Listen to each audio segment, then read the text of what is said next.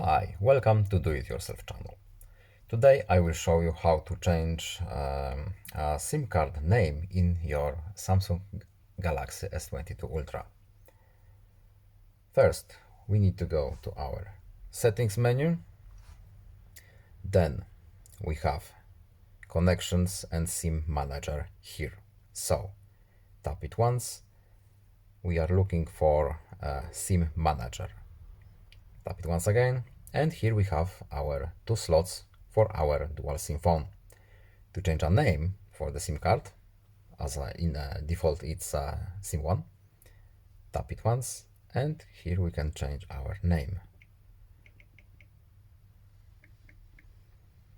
Our home card or our work